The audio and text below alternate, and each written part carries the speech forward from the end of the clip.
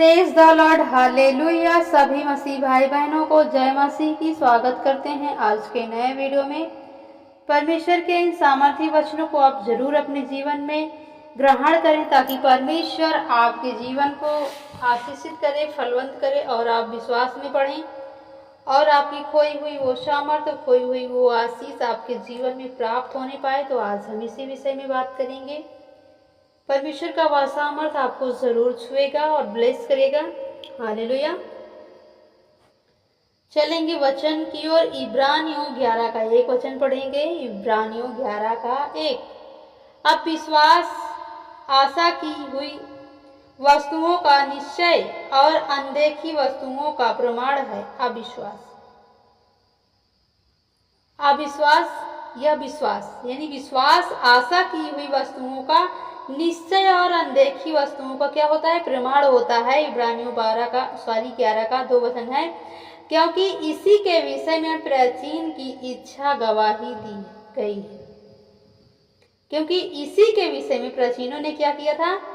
गवाही दी थी। इब्रानियों 11 का 2 वचन था। और रोमियो 10 का 17 वचन पढ़ेंगे। अतः विश्वास सुनने से और सुनना मसीह के वचन से होता है। अतः विश्वास सुनने से और सुनाना मसीह के वचन से होता है। मत्ती 19 का 26 वचन। यीशु ने उनकी ओर देखकर कहा, मनुष्य से तो यह नहीं हो सकता, परंतु परमेश्वर से सब कुछ हो सकता है। हालेलुया।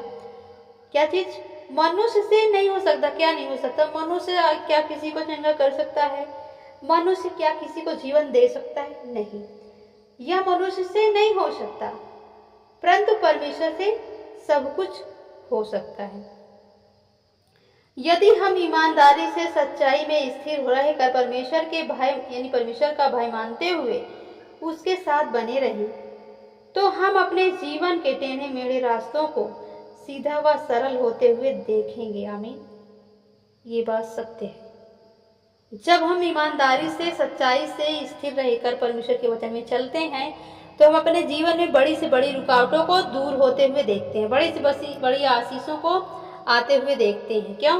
क्योंकि हम ईमानदारी से किसके साथ बने हैं? परमेश्वर के। किसका भय मानते हैं? परमेश्वर का। किसके साथ चल रहे हैं? जीवित परमेश्वर के साथ। तो हमारे लिए सीधे और सरल मार्ग निकालेगा।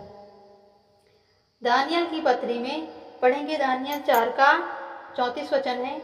उन दिनों की बीतने पर मुझे नबूकदनेस्वर ने अपनी आंखें स्वर्ग की ओर उठाए और मेरी बुद्धि फिर ज्यों के त्यों हो गई।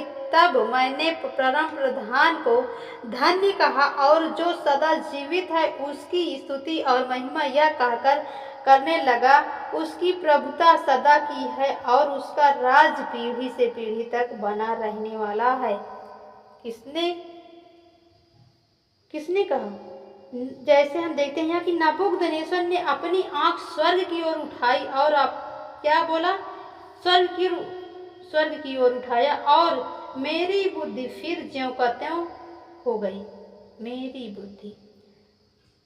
मैंने परम प्रधान को धन्य कहा और जो सदा जीवित है उसकी स्तुति हो। सदा जीवित कौन है? प्रभु यीशु मसीह। क्योंकि वो ही आदि, वो ही अंत है, वो ही अनंत जीवन परमेश्वर है। और वो कहता है कि सदा ही उसका क्या होगा? जो प्रभु विश्वास करता है उसकी पीढ़ी यानी उसका राज पीढ़ी से पीढ़ी तक बना रहेगा। भजन संगीता की पत्री में पढ़ेंगे। तेरा राज युगान युग और तेरी प्रभुता यानी सब पीढ़ियों तक बनी रहेगी। आमीन। सब पीढ़ियों तक क्या रहेगी? प्रभुता बनी रहेगी। परमेश्वर जिस पर दया करता है, जिस पर अपनी कृपा करता है, उस पर कभी भी कोई दुख, कोई मुसीबत उसे हरा नहीं सकती। क्यों? क्योंकि जिसके साथ यहोवा है उसका कोई कुछ भी बिगाड़ नहीं सकता। इसलिए आप प्रभु के वचन में बने रहें, उसके वचनों पर चलें, उसके वचनों का पालन करें। और वीडियो यदि अच्छी लगे तो वीडियो को शेयर करें, सब्सक्राइब करें। God bless you.